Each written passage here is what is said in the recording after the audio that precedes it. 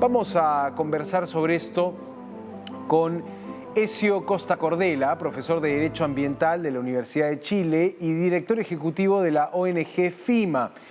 Señor Ezio, lo vemos ya en imagen, lo saludo desde Lima, Perú, por supuesto con la preocupación de esta situación que se vive en el litoral chileno. ¿Por qué se están viendo cada vez más casos de dificultades sanitarias en torno a la intoxicación? ¿Cuán, diríamos, contaminado está el aire que respiran los ciudadanos que viven en esta zona industrial? Muy buenos días. Muy buenos días, Santiago. Muchas gracias por la invitación y también por cubrir este tema que, por supuesto, es muy importante para nuestro país, pero también como un ejemplo para otros países, un mal ejemplo, ¿no? para otros países. La bahía de Quintero es una bahía que se llenó de industrias desde los años 60 en adelante, y hoy día hay más de 17 procesos industriales funcionando en esa bahía. Varios de ellos son antiguos. Por ejemplo, la refinería de cobre es de los años 60, hay puertos de carbón, hay centrales termoeléctricas, hay centrales de refinamiento de petróleo, hay una serie de actividades que son todas, varias de ellas conectadas además con los combustibles fósiles y que son muy contaminantes y que llevan mucho tiempo además contaminando. En ese escenario hemos visto desde hace varios años, por lo menos 15 años atrás, hemos visto que se producen intoxicaciones masivas de la población. Principalmente esto afecta a los niños, niñas y adolescentes y a las personas mayores. Y un problema que ha tenido el Estado de Chile es que no ha sido capaz de determinar en todos los casos quiénes, qué empresas, qué industrias son las que están emitiendo los contaminantes que ese día provocan la intoxicación. Eso es una de las cosas que abordó la Corte Suprema en un fallo que emitió en el año 2019 a propósito de una intoxicación masiva donde más de 2.000 personas se intoxicaron por respirar en la ciudad donde viven.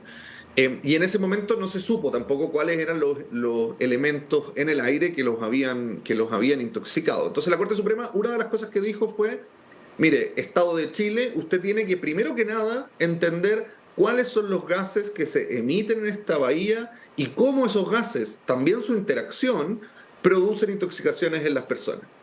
Hasta el día de hoy eso no ha sucedido y, como tú muy bien señalabas antes, tenemos todas las semanas prácticamente intoxicaciones, vertimientos de carbón y otros sucesos producto de la contaminación producida por estas industrias. Ahora, estamos hablando entonces de una situación que tiene años y que ya mereció la atención de una corte chilena.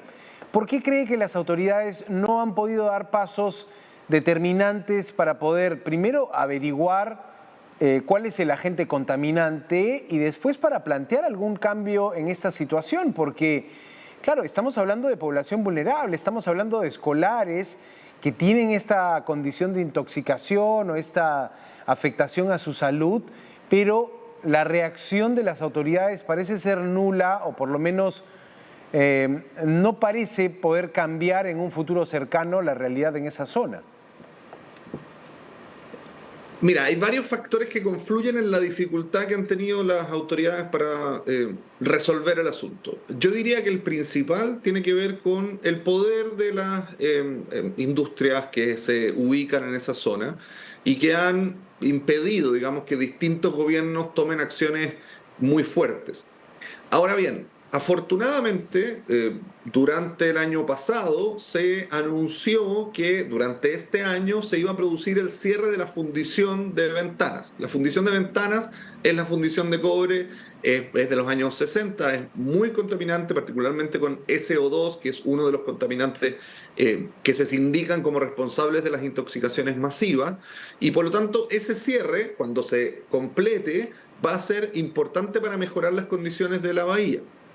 Ahora, ese cierre no hay que eludir el hecho de que cuando una industria de este tamaño y de esta importancia se cierra, hay también un problema laboral y económico asociado, ¿no? Entonces, en este caso, la empresa dueña es Codelco, que es una empresa del Estado, y fue el mismo Estado el que se pudo hacer cargo de ese problema laboral con un proceso de transición que me parece muy bien que se haya hecho.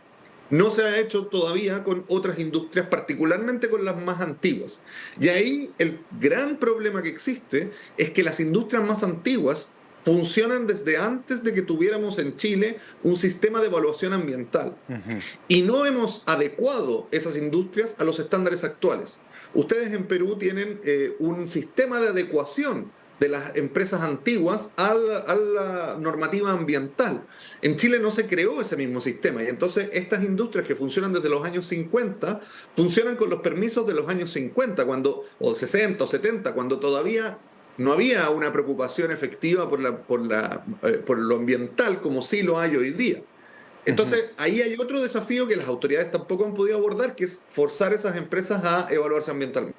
Claro, ahora, ¿hay algún plan de remediación, algún plan para paliar, digamos, los efectos dañinos que pueden tener estas emisiones? ¿Se ha abordado esto? ¿Y cuál es también la percepción de la ciudadanía en la zona?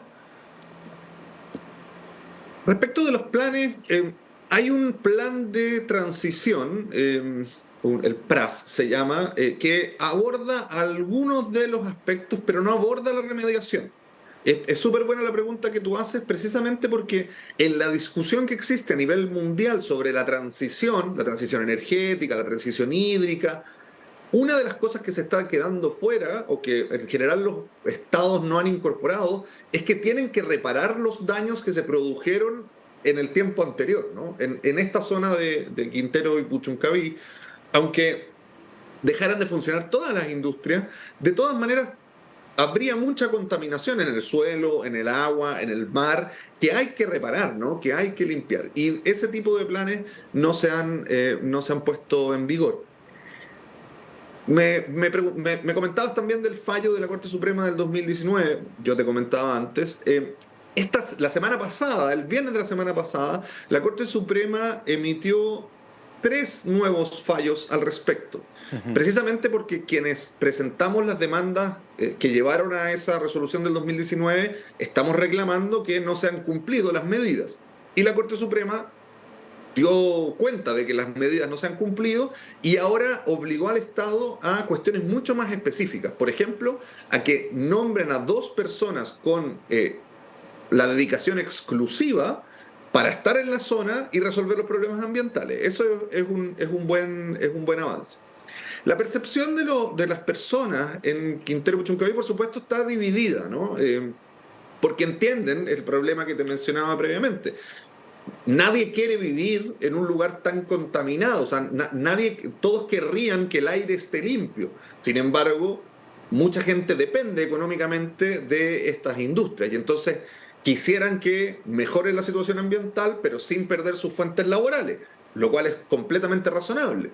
Y precisamente es por eso que para poder transitar desde un espacio así de contaminado hacia a una descontaminación de ese mismo espacio, se requiere de una acción que no sea solamente ambiental, sino que también sea una acción económica, laboral, donde se haga esta transición para las personas que trabajan en esas industrias. Claro, qué interesante esa posición de la ciudadanía, porque siempre es importante intentar entender, digamos, cómo recibe la propia ciudadanía estas decisiones, por un lado judiciales, por otro lado que tienen que ver con la industria. ¿Qué países podemos encontrar como buenos modelos de gestión, digamos, que podrían servir de referencia para los políticos chilenos para legislar o plantear algunas soluciones a futuro? ¿Qué casos nos puede mencionar de lugares que han sido espacios muy contaminados, pero que esa situación se ha revertido con quizá buenas políticas públicas?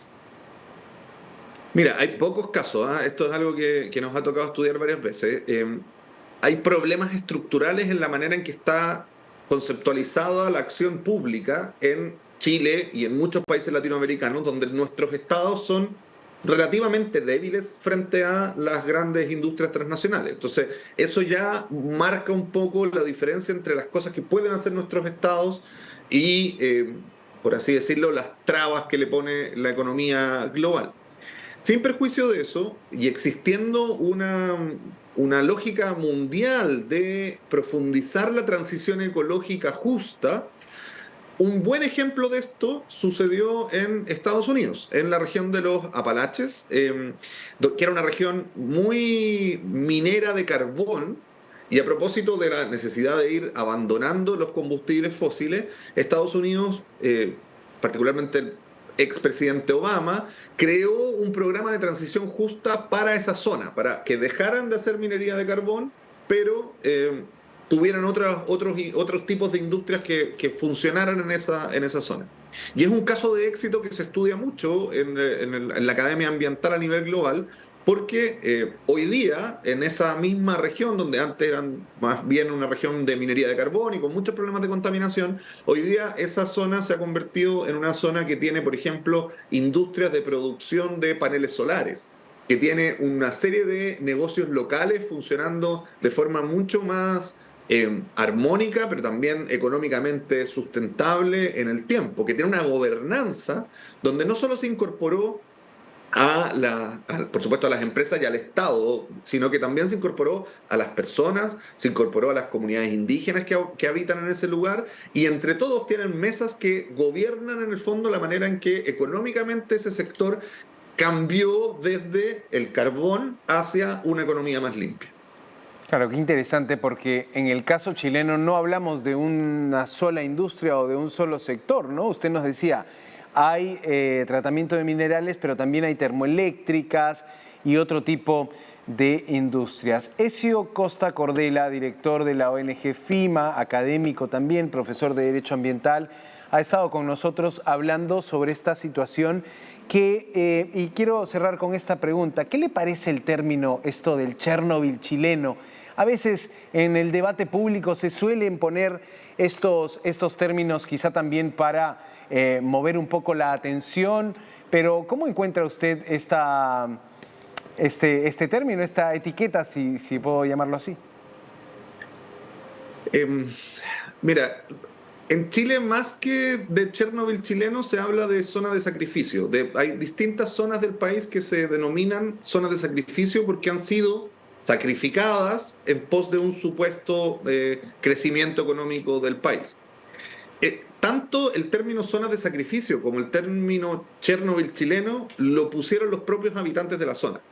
Y entonces me cuesta juzgar eso, ¿no? O sea, es parte del sentir de ellos que están en un espacio tan contaminado que podrían ser analogable a Chernobyl. Por supuesto es muy distinto por el tipo de contaminación, claro, y etcétera, ¿no? Pero la idea de que están en un espacio que se ha como abandonado a su suerte con la contaminación es lo que marca el hecho de que ellos denominen así a la zona.